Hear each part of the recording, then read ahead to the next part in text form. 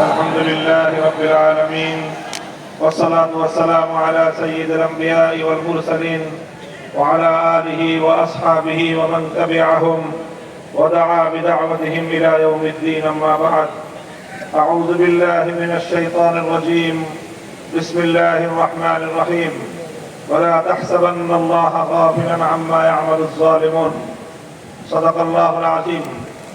বাংলাদেশ খেলাফত মজলিস টাঙ্গাইল জেলা শাখা কর্তৃক আয়োজিত আজকের এই সমাবেশে উপস্থিত টাঙ্গাইল জেলার শীর্ষ উলামায়ে কেরাম, উপস্থিত বাংলাদেশ খেলাফত মজলিসের কেন্দ্রীয় জেলা নেতৃবৃন্দ, উপস্থিত রয়েছেন জাতীয়তাবাদী দল বিএনপি, জামায়াতে ইসলামী বাংলাদেশ সহ বিভিন্ন রাজনৈতিক দলের জেলা নেতৃবৃন্দ, উপস্থিত রয়েছেন বাংলাদেশ খেলাফত মজলিস, যুব মজলিস সহ সহযোগী সংগঠনগুলোর বিভিন্ন থানা পর্যায় থেকে সমবেত নেতাকর্মী, দায়িত্বশীল ভাইয়েরা, সর্বস্তরের তৌহিদি জনতা, টাঙ্গাইল জেলাবাসী।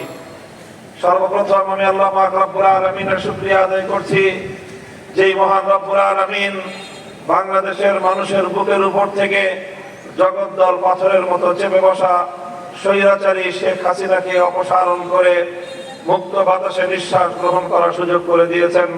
আল্লাহুম্মা লাকাল হামদু ওয়া লাকাশ শুকর। সংগ্রামী সাথী ও বন্ধুগণ, আমি সেই সকল শহীদদেরকে স্মরণ করছি 2009 সালে যারা প্রাণ দিয়েছিলেন, 57 জন দেশপ্রেমিক সেনা কর্মকর্তা।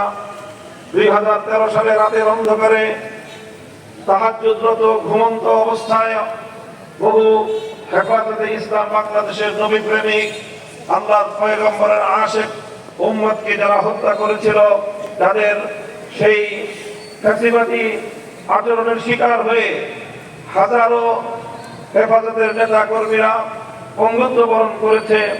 স্মরণ করছি সেই সকল শহীদদেরকে যারা আল্লামা দেলোয়ার হোসেন সাঈদী রহমাতুল্লাহি আলাইহির বিরুদ্ধে কল্পিত নাটক সাজানো মৃত্যুদণ্ডের রায় ঘোষণা করার পর কোরআন প্রেমিক হাজারো জনতা, লাখো জনতা রাজপথে নেমে আসার প্রেক্ষিতে গুলি করে পাখির মতো গুলি হত্যা করা হয়েছিল শতাধিক নবী কোরআন প্রেমিক জনতাকে।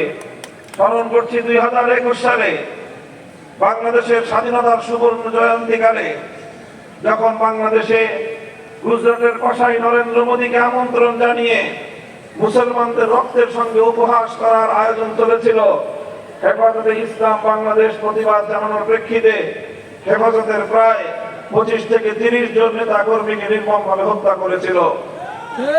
2024 সালে জুলাই এবং আগস্ট মাস জুড়ে বাংলাদেশের আকাশ বাতাস প্রত্যক্ষ করেছে এক নজিরবিহীন মর্মান্তিক নির্যাতনের ঘটনা।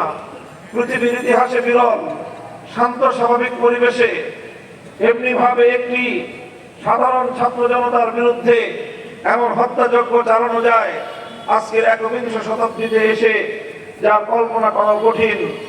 এজন্য আমি বলে থাকি, বাংলাদেশে হাজার বছরের মধ্যে শেখ হাসিনার মতো এত নির্মম, এত বর্বর কোন মানুষের জন্ম হয়েছে কিনা আমার সন্দেহ হয়। এই নির্মমতার শিকার হয়েছে আমাদের স্কুলের কোমলমতি ছাত্ররা, নির্মমতার শিকার হয়ে শাহাদাত বরণ করেছে কলেজ ইউনিভার্সিটির ছাত্ররা, শিকার হয়েছে আমাদের মাদ্রাসার ছাত্ররা।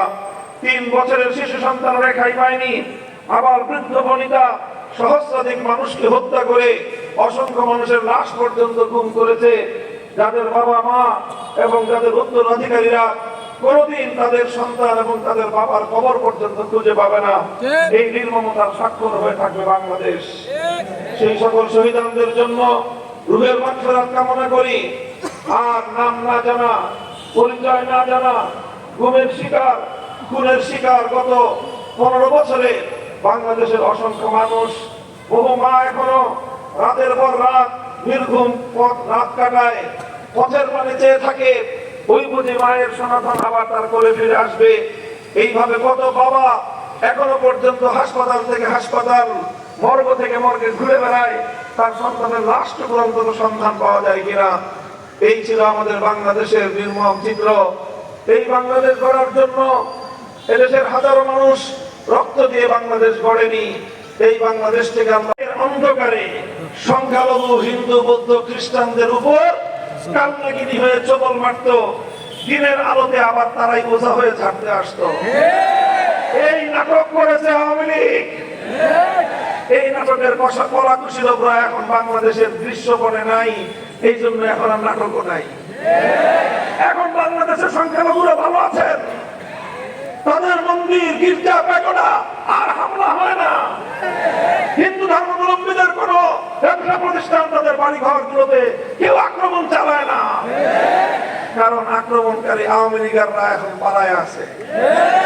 ওরা যদি আবার ঢুকতে পারে শুরু করবে সংখ্যালঘুদেরকে দিয়ে, সংখ্যালঘুদের বাড়িঘর জ্বালাবে, তাদের হিন্দুদের মূর্তি, তাদের মন্দিরের মূর্তি ভাঙবে, এগুলো করে সাম্প্রদায়িক দাঙ্গা বাঁধাবার চেষ্টা করবে। সুতরাং হুঁশিয়ার, সতর্ক, সচ্চার থাকতে হবে। আমি এই মুনাফিক শক্তিকে বাংলাদেশের রাজনীতিতে আর পুনর্বাসিত হতে দেওয়া যাবে না। আমরা সাম্প্রদায়িক সম্প্রীতির যেই নজির বাংলাদেশে চলছে এটাকে অব্যাহত রাখতে হবে। মুসলিম জাতিসত্তা, এদেশের 90% মুসলমানদের চেতনা, তাদের ধর্মীয় সেন্টিমেন্টকে যদি আপনি শ্রদ্ধা না জানাতে পারেন, এদেশে কোনোদিনও সাম্প্রদায়িক সম্প্রীতির অবস্থা বহাল রাখা যাবে না। আল্লাহর নবীর বিরুদ্ধে কেউ কটূক্তি করবে, হুঁশিয়ার, হুঁশিয়ার। আল্লাহর নবীর ইজ্জতের হেফাজতের জন্য আমরা শাপলা চত্বরে অকাতরে রক্ত দিয়েছি, আবার আমরা যে কোনো সময় শাপলা চত্বরে যেতে প্রস্তুত। এই বিষয়ে আপোষ করার কোনো কিন্তু সুযোগ নাই। কাজেই সম্প্রীতির সকল জায়গাগুলোকে সম্মিলিতভাবে আমরা সংরক্ষণ করবো ইনশাআল্লাহ।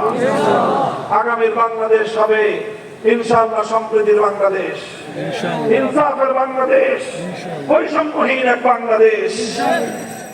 আখেরি পয়গাম, পূর্ণাঙ্গ বৈষম্যহীন সমাজ গড়তে হলে, ইনসাফ ভিত্তিক একটি সমাজ গড়তে হলে মানব রচিত তন্ত্র মন্ত্র দিয়ে সেই পূর্ণাঙ্গ সফলতা কোনোদিনও পাওয়া সম্ভব হবে না। সেজন্য প্রয়োজন আল্লাহর জমিনে আল্লাহ প্রদত্ত রাজনৈতিক বন্দোবস্ত, প্রতিনিধিত্বের রাজনীতি তথা খেলাফত ব্যবস্থা বাস্তবায়ন করতে হবে।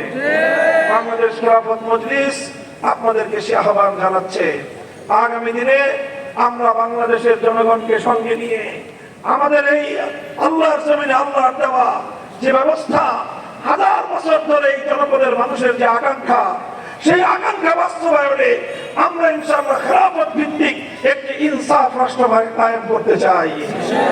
আপনারা প্রস্তুত থাকবেন তো ইনশাআল্লাহ? বাংলাদেশ খেলাফত মজলিস, খেলাফত যুব মজলিস, ছাত্র মজলিস সহ আমাদের সংগঠনের পতাকা তলে আপনারা শামিল হন। আমাদের সংগ্রাম চলছে, চলবে। দেশের জন্য, মানুষের জন্য, মানবতার জন্য আমাদের এই অবিরত সংগ্রাম অব্যাহত থাকবে ইনশাআল্লাহ। দেখা হবে রাজপথে, কথা হবে স্লোগানে স্লোগানে। সকলকে আবার আজকের এই সমাবেশে কষ্ট করে যোগদান করে দীর্ঘ সময় অপেক্ষার প্রহর করবার জন্য আন্তরিক অভিনন্দন জানিয়ে বক্তব্য শেষ করছি। আলহামদুলিল্লাহি রাব্বিল আলামিন। বাংলাদেশ জিন্দাবাদ, বাংলাদেশ খেলাফত মজলিস জিন্দাবাদ।